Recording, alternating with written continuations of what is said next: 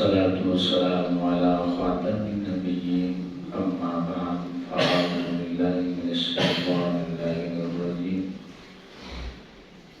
بسم الله الرحمن الرحيم يا أيها الذين آمنوا أنفقوا مما رزقناكم صدق الله مولانا العظيم. حمد و صلات کے بعد آپ تمامی احباب کو السلام علیکم ورحمۃ اللہ وبرکاتہ.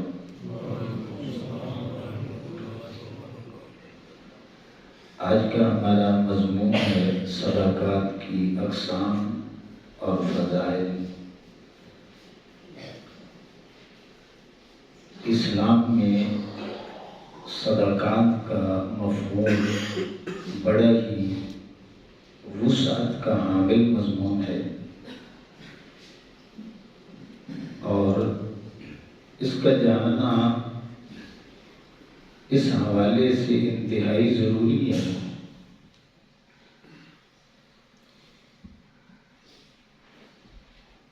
کہ بعض اوقات ہمارے پاس کھانے پینے کے لیے اشیاء آ جاتی ہیں یا ہم کسی کو بھیج دیتے ہیں اور اگر ہمیں معلوم ہی نہیں ہے کہ یہ صدقے کی کون سی قسم ہے تو پھر سمجھ لیں آپ کے حلال میں حرام شامل ہو رہا ہے.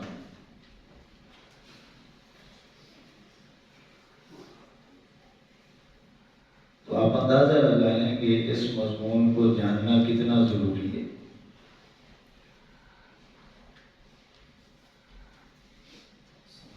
سب سے پہلے سوال یہ ہے کہ صدقہ کسے کہتے ہیں. دوسرے نمبر پہ صدقے کی اقسام کتنی ہیں اور پھر اس کے فضائل کیا ہے. سب سے پہلے بلا تاخیر صدقے کی تعریف سن لیں کہ صدقہ کسے کہتے ہیں.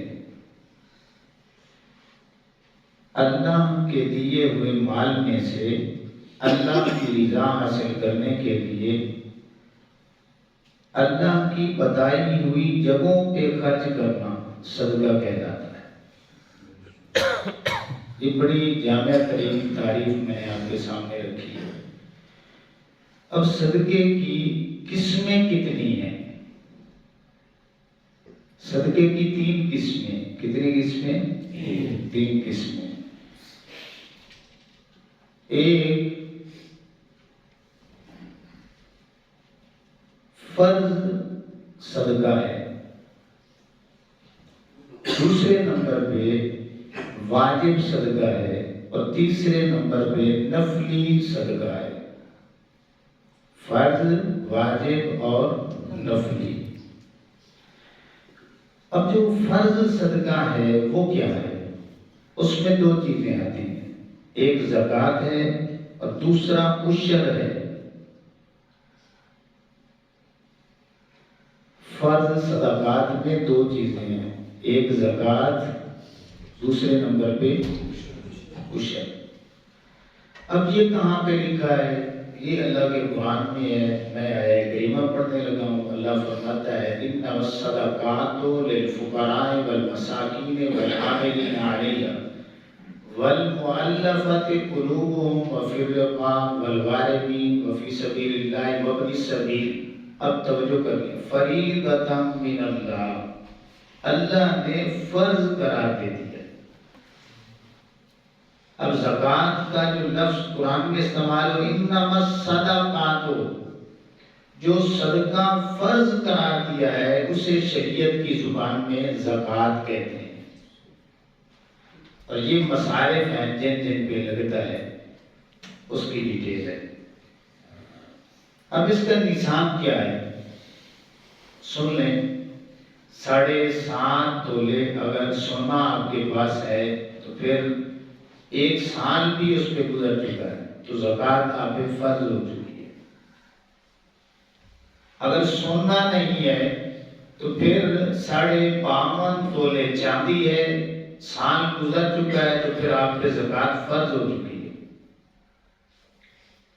اگر سونا بھی نہیں ہے چاندی بھی نہیں ہے، ان دونوں میں سے کسی ایک کے برابر آپ کے پاس نقدی موجود ہے اور اس پہ سال گزر گیا ہے تو پھر آپ پہ زکوٰۃ فرض ہے۔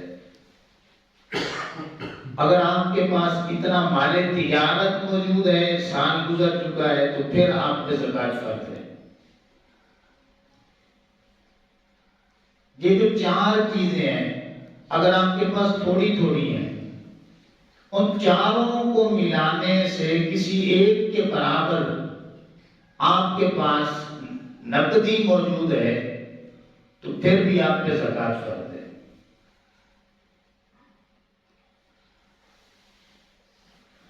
اللہ اکبر۔ یہ مختصر وقت میں میں نے جامع ترین آپ کے سامنے صدقے کی جو فرض قسم ہے اور اس کا نصاب آپ کے سامنے رکھا۔ اب جو دوسری قسم ہے عشر، اس کو ہم نے بھلا دیا ہے، اس کا بھی ذکر اللہ نے قرآن میں کیا، یا ایھا الذین آمنوا انفقوا من طیبات ما کسبتم ومما اخرجنا لکم من الارض۔ اللہ فرماتا ہے اے ایمان والو، ان پاکیزہ کمائیوں میں سے جو میں نے تمہیں عطا کی ہے، زمین میں سے تم نکالتے ہو، میری راہ میں خرچ کرو۔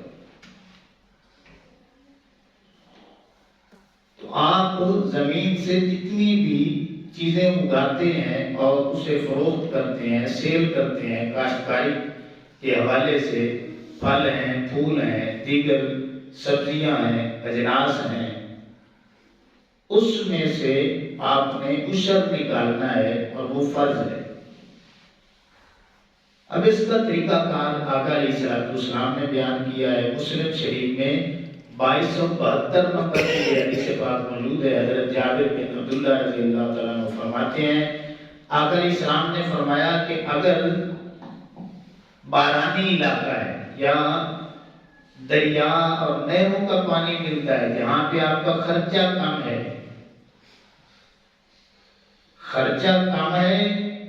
تو پھر 10واں حصہ دینا پڑے گا۔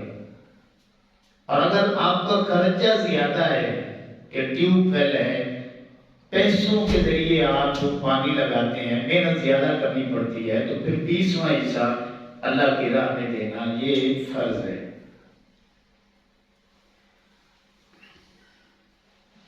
اب قرآن مجید میں ایک آیہ کریمہ ہے، اللہ فرماتا ہے وَأَنفِقُوا فِي سَبِيلِ اللَّهِ، کہ اللہ کی راہ میں خرچ کرو، وَلَا تُلْقُوا بِأَيْدِيكُمْ إِلَى التَّهْلُكَةِ، اور اپنے ہاتھوں سے اپنے آپ کو ہلاک مت کرو۔ کیا مطلب کہ جو بندہ اللہ کی راہ میں خرچ نہیں نہ کرتا تو اللہ فرماتا ہے وہ بندہ اپنے ساتھ ظلم کر رہا ہے، اپنے ہاتھوں سے ہلاکت خرید رہا ہے۔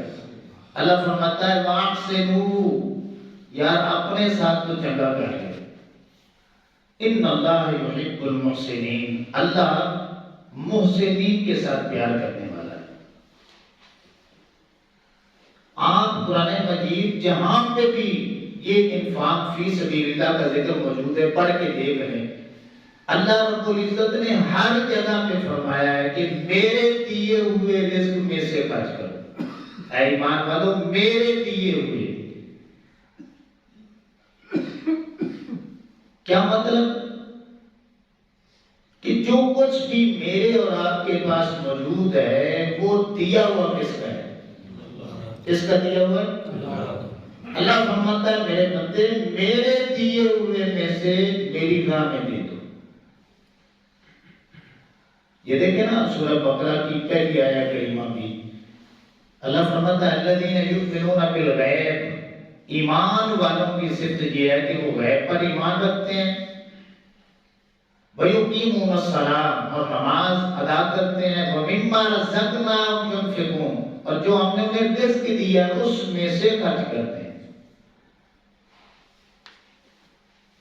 تو جو بندہ اللہ کی راہ میں خرچ نہیں نہ کرتا تو گویا وہ عملاً اقرار کر رہا ہے کہ یہ مال اللہ کا نہیں ہے، اس کا مالک میں ہے۔ وہ کون سا مسلمان ہے جو یہ کہتا ہے؟ تو جو اللہ کی راہ میں خرچہ نہیں کر رہا تو پھر سمجھ لیں وہ اپنے مال کا خود مالک بنا بیٹھا ہے۔ حدیث پاک میں اور بلکہ آیہ کریمہ موجود ہے، اللہ نے فرمایا خذ من اموالہم، اے میرے حبیب کریم علیہ السلام ان سے صدقہ وصول کرو۔ اس سے مراد فرض صدقہ، یہ زکوٰۃ اور عشر وصول کرو۔ کیوں؟ صدقۃ تطہرہم وتزکیہم بہا، تاکہ ان کو پاکی حاصل ہو اور ان کا تزکیہ حاصل ہو، ان کو تزکیہ حاصل ہو، یعنی طہارت نصیب ہو۔ وصلی علیہم، اور میرے حبیب کریم علیہ السلام جو صدقہ دیتے ہیں نا ان کے لیے آپ دعا بھی کیا کریں۔ ان صلاتک سکن لہم، یہ آپ کے کہنے سے میری راہ میں خرچہ کرتے ہیں نا، اور جب آپ دعا کریں گے تو میری طرف سے ان کے اوپر سکونت نازل ہوگی، رحمتوں کا نزول ہوگا۔ واللہ سمیع علیم، اور اللہ سنتا ہے اور جانتا ہے۔ اب آئیں صدقات واجبہ کی طرف۔ صدقات واجبہ میں دو چیزیں ہیں، ایک صدقہ فطر ہے جو ہم نے رمضان شریف کے اینڈ پہ ادا کرنا ہے، یہ واجب ہے، اور دوسرا منت جو ہم مانگتے ہیں، منت مانگتے ہیں، یہ بھی واجب ہے۔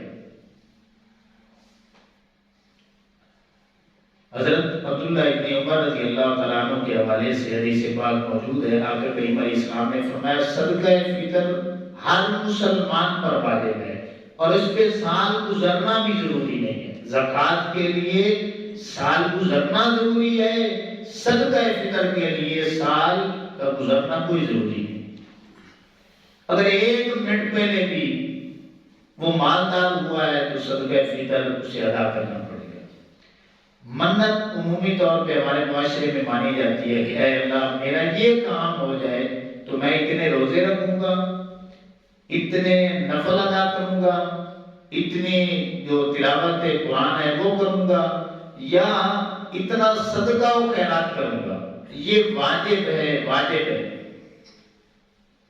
اب صدقے کی جو قسم فرض کے ساتھ تعلق رکھتی ہے یا صدقے کی جو قسم واجب کے ساتھ تعلق رکھتی ہے، آپ وہ نہیں کھا سکتے، یہ ذہن میں رکھ لیں، نہیں کھا سکتے آپ۔ صرف حقدار بندہ جو ہے وہ اس کو کھا سکتا ہے۔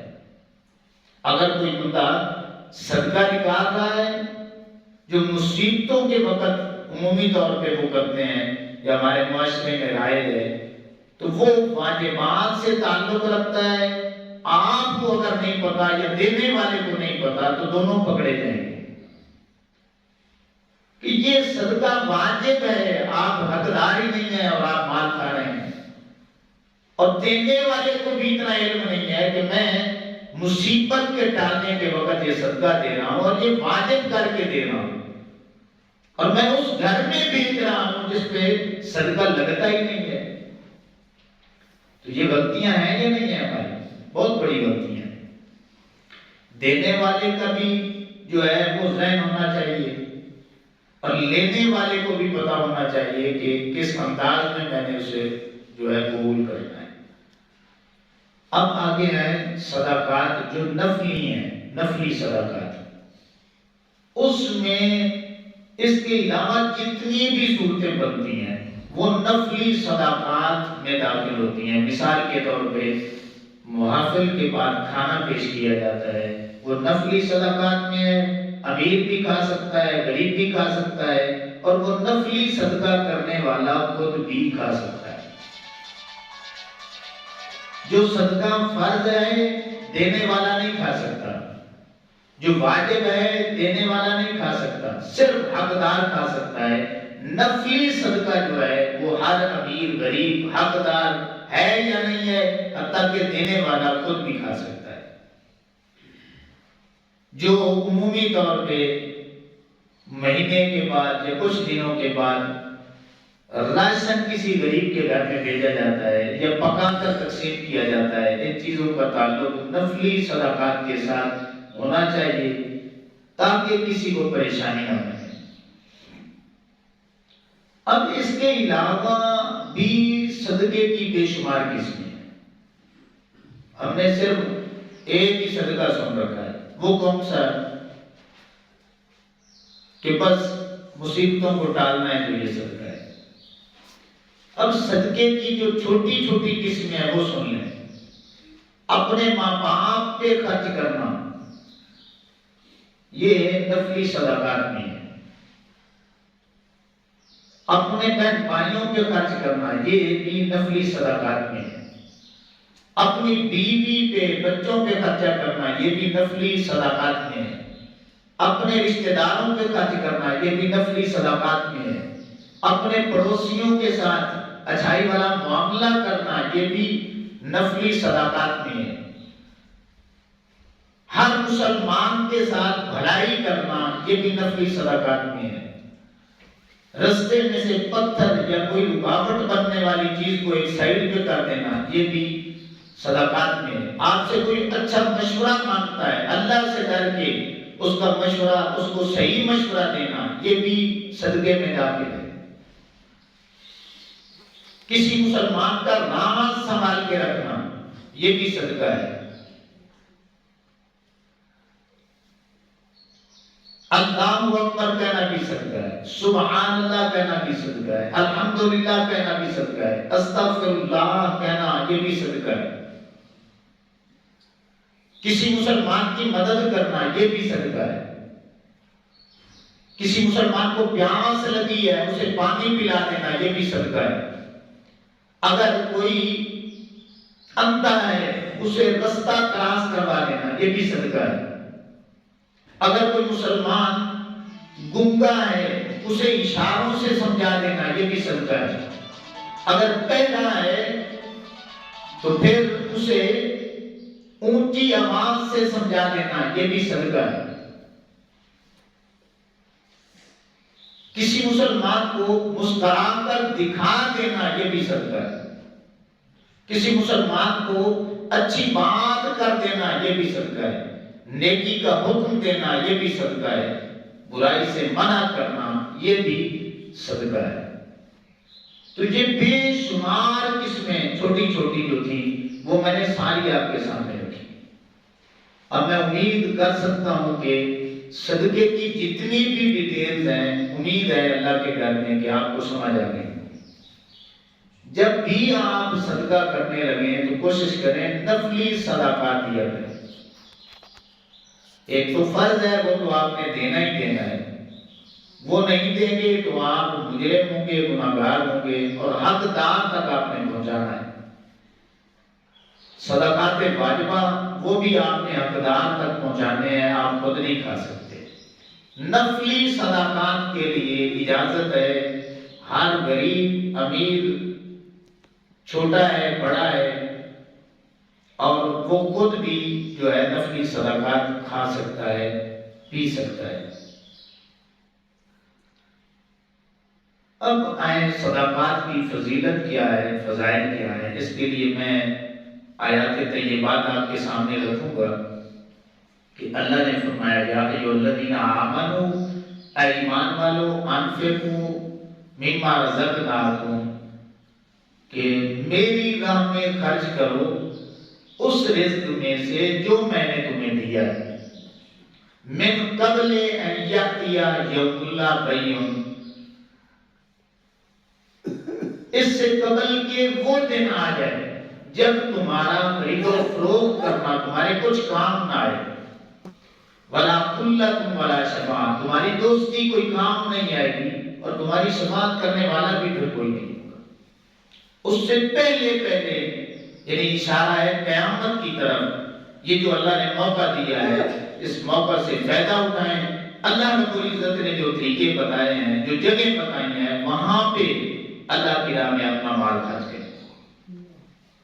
اب دوسری آیت کریمہ سنیں، اللہ فرماتا ہے آمنوا باللہ ورسولہ وانفقوا مما جعلکم مستخلفین فیہ فالذین آمنوا منکم وانفقوا لهم اجر کبیر، کہ وہ لوگ جو اللہ اور اس کے رسول صلی اللہ علیہ وسلم پر ایمان رکھتے ہیں، مما جعلکم مستخلفین فیہ، اللہ فرماتا ہے کہ جو تمہارے پاس زمین موجود ہے نا، یہ اللہ فرما رہا ہے کہ یہ میں نے تمہیں خلیفہ بنایا ہے، تمہیں میں نے عطا کی ہے۔ کتنے اس دنیا میں ایسے لوگ ہیں جن کے ماں باپ کے پاس کچھ بھی نہیں ہوتا دینے کے لیے، تو وہ ویسے ہی چلے جاتے ہیں۔ اللہ فرماتا ہے کہ جن لوگوں کے پاس زمینیں موجود ہیں، مال و دولت موجود ہے، بظاہر ماں باپ سبب بنے ہیں، لیکن حقیقت میں دینے والا میں ہوں۔ یہ میں نے تمہیں ان گھروں میں پیدا کیا ہے کہ جن کے پاس زمین ہے، مما جعلکم مستخلفین فیہ، یعنی یہ نہ سمجھ لینا کہ اس میں میرا بہت بڑا کمال ہے، نہیں، یہ ساری میری کرم نوازی ہے۔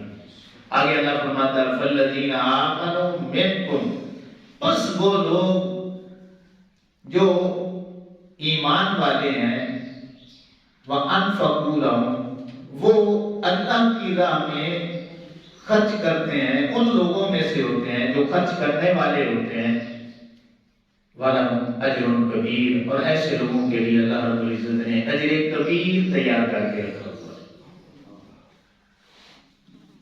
اب تیسری آیت کریمہ سن لیں کہ اللہ فرماتا ہے وَأَنفِقُوا مِمَّا رَزَقْنَاكُمْ، اور اللہ کی راہ میں خرچ کرو جو اس نے تمہیں رزق دے رکھا ہے، من قبل ان یأتی احدکم الموت، اس سے پہلے کہ تم میں سے کسی کی موت واقع ہو جائے، فیقول رب لولا اخرتنی الی اجل قریب، تو پھر تم نے کہنا ہے میرے بندو کہ مالک ایک دفعہ پھر دنیا میں بھیج، اب ہم کیا کریں گے، فاصدق، ہم تیری راہ میں صدقے کر کے آئیں گے، دے کے آئیں گے، مال لٹا کے آئیں گے، وَأَكُن مِّنَ الصَّالِحِينَ، تیرے نیک بندوں میں شامل ہو کے آئیں گے۔ آگے اللہ فرماتا ہے وَلَن يُؤَخِّرَ اللَّهُ نَفْسًا إِذَا جَاءَ أَجَلُهَا، میرے بندے جب کسی موت کا وقت آ جاتا ہے تو پھر ایک لمحہ بھی اسے نہیں دیا جائے گا، یہ مرنے سے پہلے پہلے موقع ہے۔ وَاللَّهُ خَبِيرٌ بِمَا تَعْمَلُونَ، اللہ رب العزت کو ساری خبریں ہیں جو تم کرتے، وہ ساری خبر رکھتا ہے۔ اب چوتھی آیت کریمہ سنیں، اللہ فرماتا ہے ان المصدقین والمصدقات، بے شک صدقہ کرنے والے مرد اور صدقہ کرنے والی عورتیں، وَأَقْرَضُوا اللَّهَ قَرْضًا حَسَنًا، اور اللہ رب العزت کو قرض حسنہ دینے والے مرد اور عورتیں، یضاعف لهم وَلَهُمْ أَجْرٌ کریم، اللہ رب العزت ان کے رزقوں میں برکتیں عطا فرماتا ہے اور انہیں رزق کریم اور اجر کریم عطا فرماتا ہے۔